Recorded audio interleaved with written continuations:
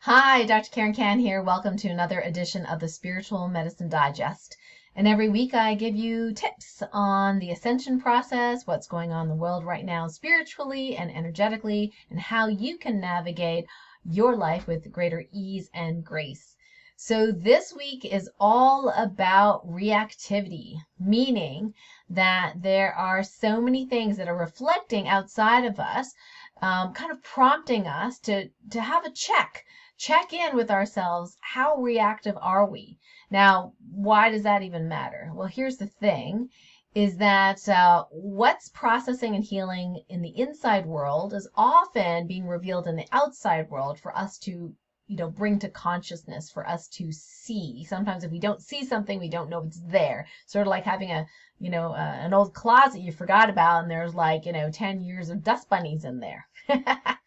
so if you have been watching, the news, whether that be on Facebook posts, or, the regular news or internet, something like that, there are concerted efforts by those seemingly outside of us to get us going, to get us riled up, to get us reacting to life circumstances. And here's the thing, I see it as what I call an abundance challenge. An abundance challenge is basically any obstacle the universe brings to you in your life so you can evolve to the next level of spiritual evolution, the next level of spiritual sophistication, if you will.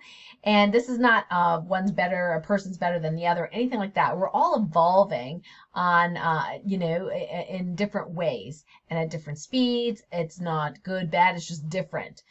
And what I see as I kind of, fly above the fray and take a bird's eye view of what's going on is that the universe is actually giving us so many opportunities to check in with ourselves, to be with ourselves, with our heart, to be fully present, and to make a choice as to how we wish to respond to anything in particular that's happening in our lives, including what we see on the internet or Facebook or anything like that. And what's very interesting is when you get to this place where you're really, really committed to responding and not just reacting, emotionally to whatever is shown to you, the really cool thing is that you get to a place of personal freedom and sovereignty, because you can actually start watching everyone else reacting, and you can actually even watch yourself reacting and then making a choice to shift that reaction to a response. So reaction in this context that we're using it is kind of like a knee-jerk, a knee-jerk response, like a knee-jerk thing that we do. And a lot of it right now is sort of like, poking the bear. There's that saying. And it's like poke, poke, poke, poke, poke, poke, poke, poke, poke, poke, poke. And it's like you get poked so much, you finally go, rah, and you get angry and like, stop it, stop doing that, right? So the media loves to do this poking the bear thing. And so when there is too much relaxation going on in the world, if there isn't enough emotional energy, then the media has its role to kind of poke the bear. And why do they do that? Well, here's the thing, two reasons. One is that the media is, a conglomerate of just a few companies. Okay, so they're what are they there to do? Are they really there to give you the news? Well, sort of, not really. They're there to make money. How do they make money? Is that they have advertisers, okay? And when people are very peaceful and joyful and fulfilled, what happens is that addiction to buy something, and I know exactly what that feels like. I'm getting to know that more and more myself, that wanting to fill myself with something, it could be food, it could be, Amazon, it could be another book, that starts to happen when I have not done as much presence work, or in that what I call stillness. The way I do it, stillness through observing internal movement, because that's the easiest for me. In fact, I can do it while I'm talking to you, which is really cool, I feel. So when I'm not full of myself, so to speak, And when you're not full of yourself, we start to feel a void, and we want to fill that void.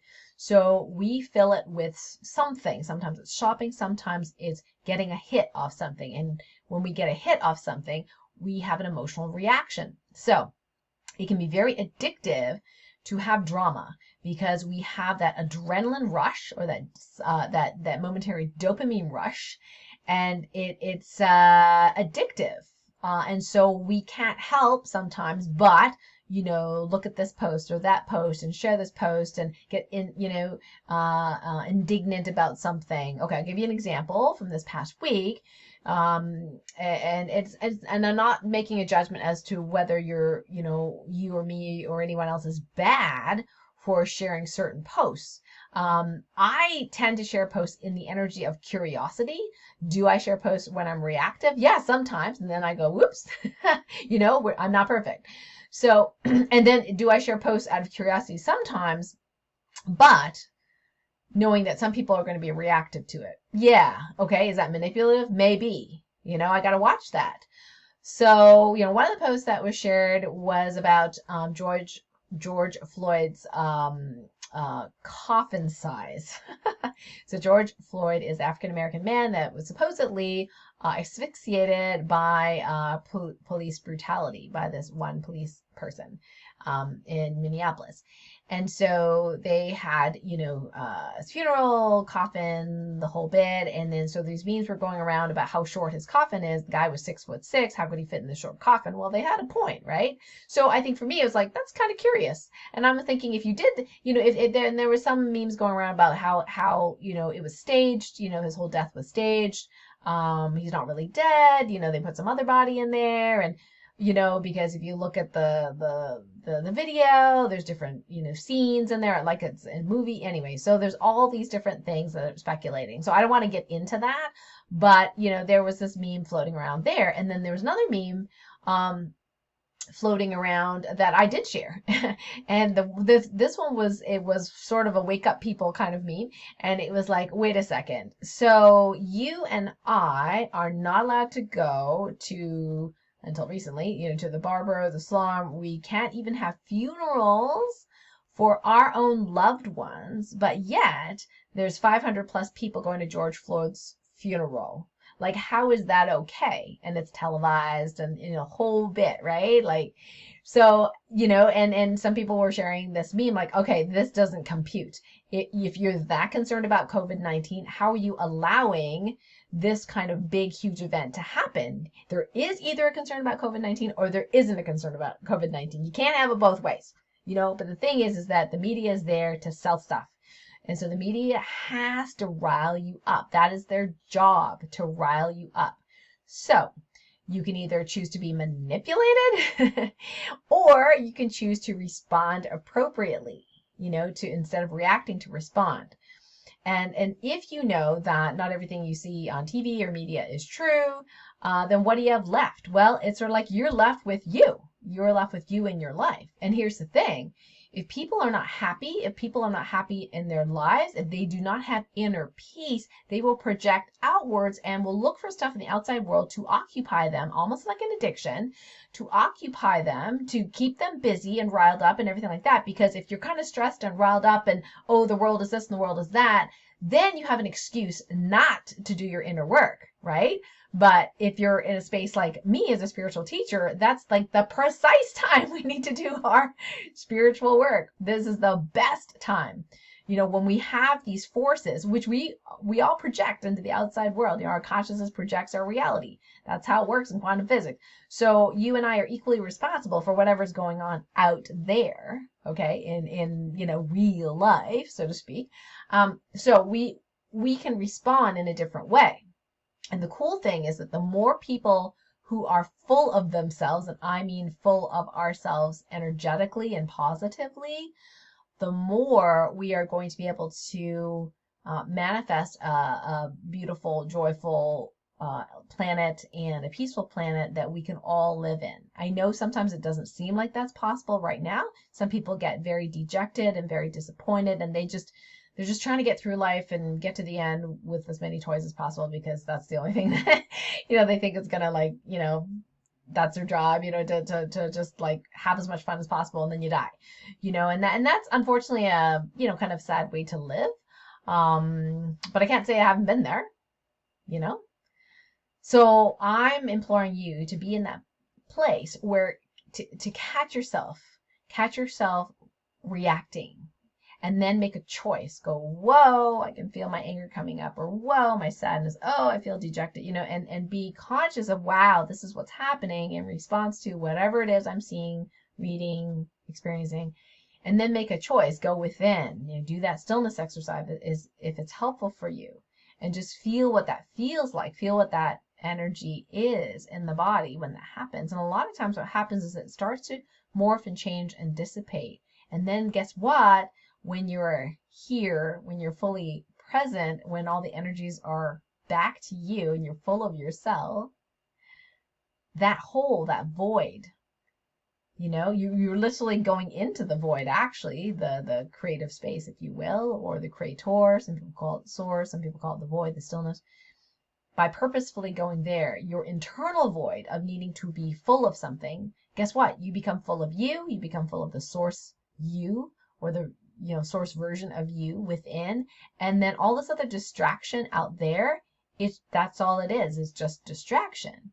So it's like running an obstacle course. You know what I mean? Like if you're training for the Olympics, for example, and you're a hurdler, if that's a word, is that a word? Anyway, if you're a hurdler and you jump these hurdles, right? But all you train is just running 100 meters with no hurdles. It's like, how are you going to be good at hurdling?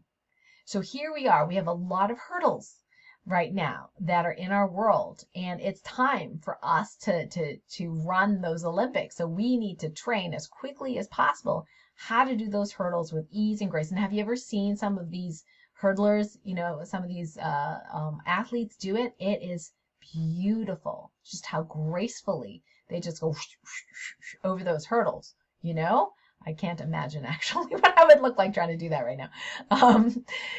But this is there are going to be people that, because they have been doing this for a while, myself included, some of these hurdles may seem easier than for other people. But just know that it doesn't matter where you are at. If you catch yourself reacting, see if you can just stop, and just go, wow, I'm reacting. And then just go within and feel that reaction physically in your body, what energy is going on. And what happens is you become fully present then. And then whatever is trying to take you or manipulate you or overtake you, it has no power over you because you are so full of yourself. So what I want you to do is to, share below or under this video if you feel comfortable, just like, the times that you've caught yourself reacting and what you've done when you've caught yourself formally reacting and now you're responding in the same circumstance and how you've grown there. I would love to hear, how things have shifted and changed for you, whether it be this week or last year or whenever. And really congratulate yourself on those times where you're like, hey, I used to react to this and now I don't, that's super cool. So I'd love to share some more positive energy. So please post somewhere in the video on the comments. I would love to hear that. So I do have a couple of announcements. Number one is on Wednesday, June 10th, we had a masterclass with my good friend, Jeff Gignac. And he is a spiritual teacher and brain researcher, and I had a fantastic conversation with him just about this issue, about the importance of responding to life, not reacting to life.